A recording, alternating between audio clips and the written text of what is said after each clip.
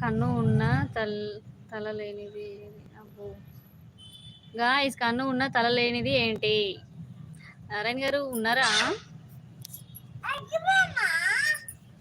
దాని మీదకి ఎట్లా ఎక్కువ బంగారు? ఇక్కడ మంచిగా మాట్లాడుతున్నావు, పిల్లలతో గట్టిగా. మరి పడితే అండి, పడితే సాఫ్ట్గా మాట్లాడితే పిల్లలు వింటారా చెప్పండి? అంటే లైవ్ ఉంటే అందరికీ తప్పు చేస్తే నచ్చదండి. ఇంట్లో వాళ్ళకు కూడా తప్పు చేయకపోతే ఎవరికైనా నచ్చుతారు, ఎవరైనా. కన్ను ఉన్న తల్లి బాగుందండి. వినోదన్న బాగుంది క్వశ్చన్, కానీ నాకు